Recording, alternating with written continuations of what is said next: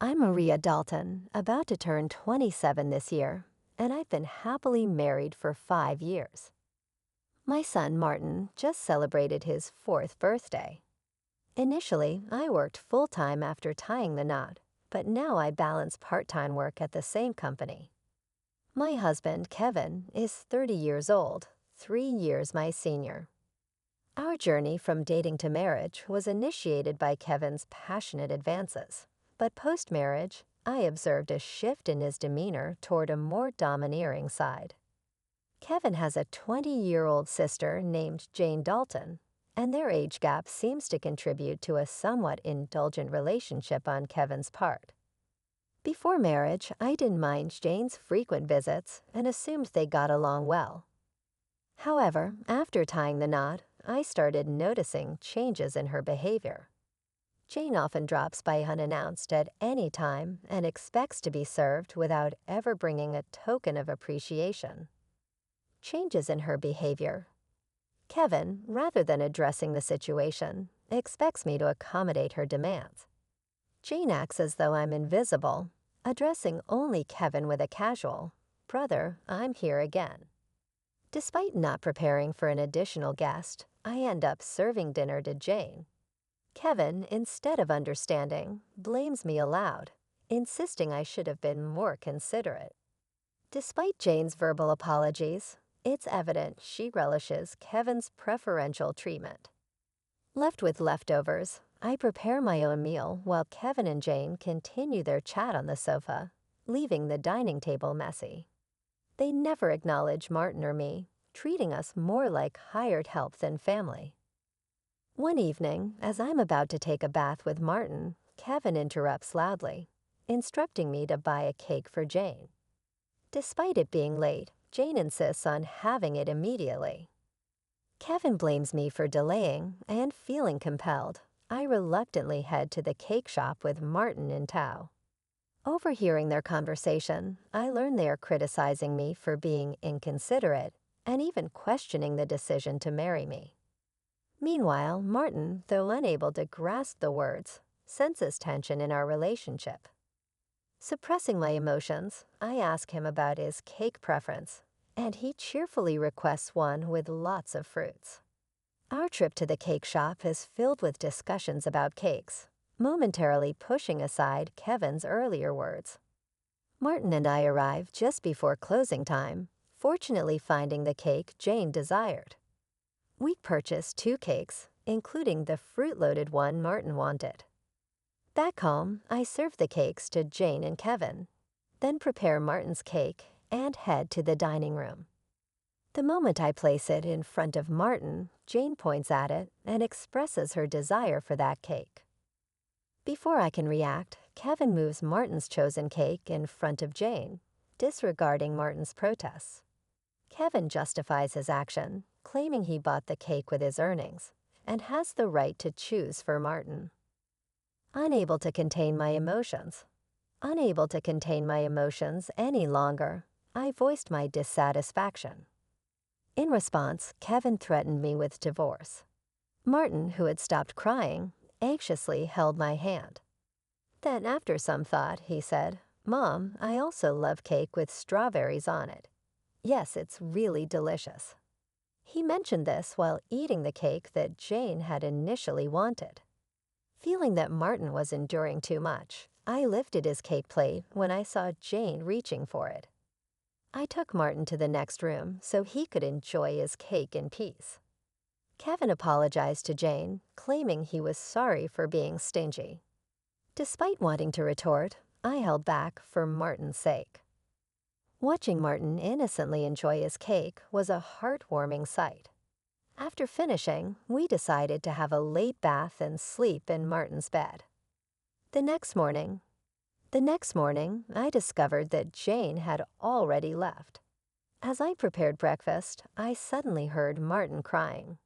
Shockingly, his piggy bank, a gift from my father, was broken, and all his saved money was gone. Martin, who always said goodnight to the piggy bank, was left heartbroken. When I questioned Kevin about it, he casually mentioned that Jane needed some money, so she took it from the piggy bank. Holding a crying and shaking Martin, I felt his pain so acutely that I cried with him. It was painful to witness Kevin prioritizing and caring for his sister more than our son.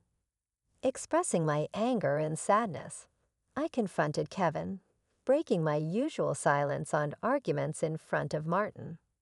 Without a word, Kevin went to the bedroom and returned with something shocking in hand: divorce papers. I discovered that Kevin had hidden the divorce papers somewhere I didn't know. In a sudden burst, he confronted me, shoving the papers at me before storming out of the house with a loud bang. Martin, who had never cried over the issues with Kevin and Jane, seemed to have reached his limit. He had been crying since last night. Unable to bear seeing Martin so hurt, I suggested skipping daycare for the day, and he happily agreed with a loud yes, showing a faint smile. A special day with Martin. We spent the day playing and bonding. Martin brought a picture book from the shelf, sat on my lap, and happily remarked, "The teacher at the nursery today was Mama, right? He looks like an angel." His little heart seemed filled with patience, and I decided to make the day special by taking time off from work. Despite causing potential trouble at my workplace, they kindly understood and granted me a day off. In the morning, we visited the park, played hide and seek, and had fun in the sandbox and on the slide. When we returned home for lunch, Martin appeared sleepy. Usually, he napped by himself, but today, he fell asleep on my lap, just like when he was a baby. Though I initially thought of doing household chores during his nap, I decided that today was special. Instead of worrying, I allowed myself to be healed by Martin's peaceful sleeping face and gentle breathing. However, my serene moment was abruptly interrupted by a noise from the entrance, indicating that the front door had opened. Since it wasn't Kevin's usual time to come home, I became suspicious. Quickly, I hid in the bedroom closet, clutching Martin. A voice echoed through the house, and to my surprise, it was Jane. Trembling with fear, I listened as she searched for something, expressing frustration over not finding it. Jane then made a phone call, mentioning Kevin and discussing their unsuccessful search. After hearing her lock the front door and leave, I put Martin to bed and contemplated the strange events. I couldn't comprehend why Jane had entered the house or what they were looking for. Suddenly, Kevin seemed like a stranger, and I felt a mix of disgust and fear toward him. Swiftly packing essentials for Martin and myself, we headed to the station and took a train to my parents' house. Fortunately, their home was nearby, just 2 stations away. Although I hadn't contacted them beforehand, my parents sensed something from my expression and welcomed us without asking questions. I shared the entire ordeal with them, including my fear of staying at our house due to Kevin and Jane's actions. Upon hearing my mother's suggestion that Jane might have been looking for my belongings, possibly cash or cards, I recalled my past experience as a successful CEO in the handmade goods industry. I had entrusted the company to friends when I decided to prioritize raising my child after getting married.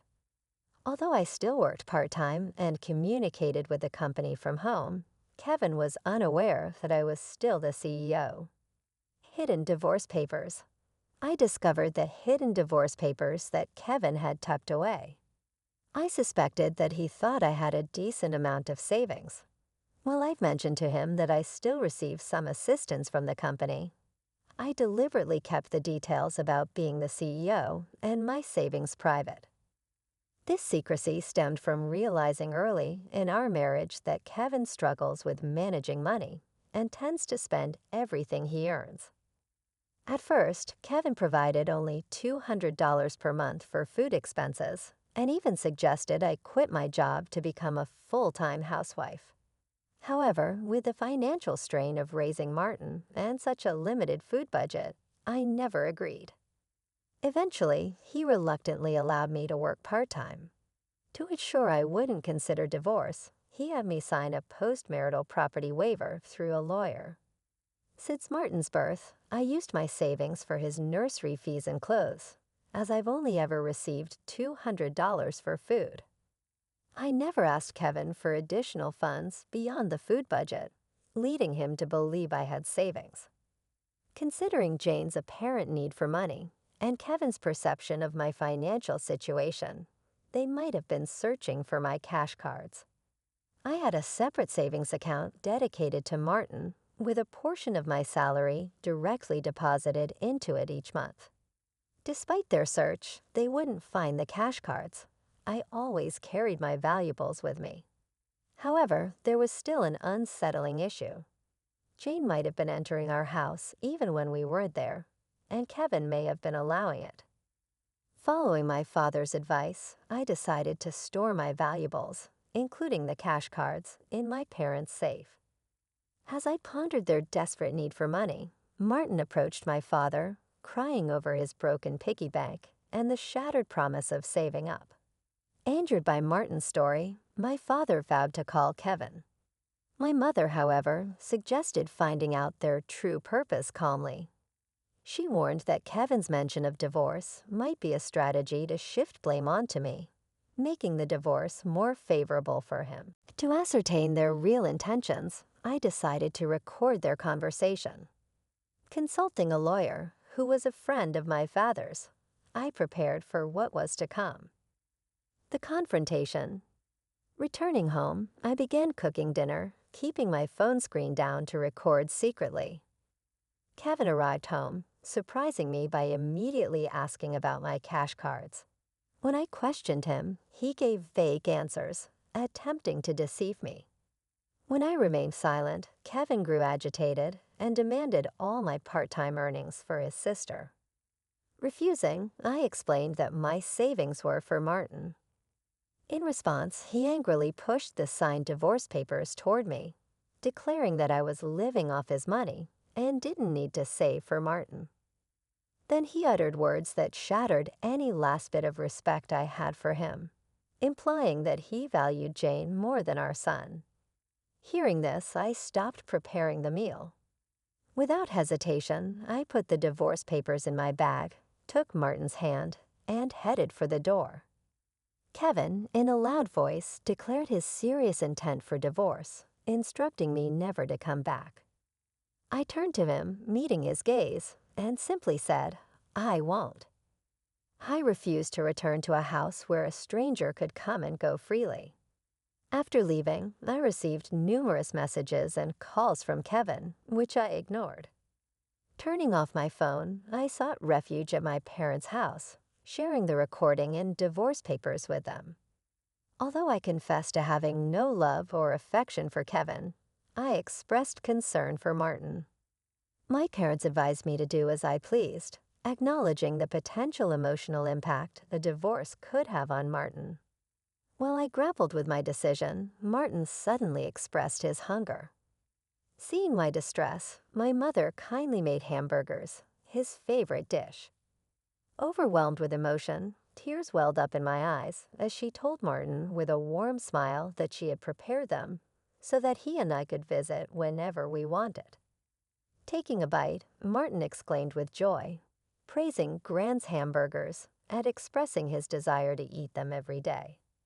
Smiling, I responded, "That's because the hamburger contains the love I have for you." In a touching gesture, he took a big bite and then offered it to me. Moved by his kindness, my tears fell freely. Though I tried to stop them, they persisted. Noticing Martin's concern, my father reassured him, saying, "These are tears of happiness, not sadness." Hearing this, Martin, in a moment of understanding, hugged me. My father's eyes turned bright red with emotion. Realizing the blessing of being with family, I turned to Martin and said, "Family is precious." Surprised, he asked, "But Dad said only Jane was family?" My father gently confirmed it, but then asked Martin if he would like to live with us as family. With a laugh, Martin happily agreed, making everyone smile. Choosing a new future, Despite contemplating divorce, the warmth of that meal made me feel truly happy. That night, I finally decided to part ways with Kevin. I planned to inform Martin about it, and even though discussing it weighed heavily on my heart, he seemed to grasp the situation. Happily, he expressed his desire to live as a family, embracing our pet dog and calling him his younger brother, despite the dog actually being older. Preparing for the divorce. The next day, I contacted a lawyer, a friend of my father's. We formalized the contract, and as I handled the legal matters, my father and Martin shared comforting laughter. That night, as I lay in bed, I found myself reminiscing about my childhood. The following morning, I checked my smartphone and saw over 200 missed calls and messages from Kevin, showcasing his emotional instability. Exhausted, I turned off my phone. With the lawyer's assistance, we gathered more information about the situation. We discovered that Jane had accumulated significant debt from a casino and a shopping addiction, and Kevin had acted as her guarantor. He had planned to use my savings to bail her out. The lawyer confirmed that the divorce papers had already been submitted. Upon realizing it was finalized, Kevin sobbed. A final goodbye. Despite expecting disagreements over child support, Kevin signed a pledge to pay $340 to Martin every month. Later, I received a call from him. This time, his tone lacked aggression. He calmly admitted to financial manipulation and explained his complex feelings toward Jane. I firmly asserted my decision, refusing to reconsider. I heard his faint sobbing before he whispered, "I wish you happiness," and hung up. A new beginning, remaining strong until the end, I discussed my future plans with my parents. I decided to stay with them until Martin grows up. I resumed my role as company president and later learned that Kevin and Jane had informed their parents about the divorce and debt, resulting in their disarmament. Today, I have found true happiness being with my family.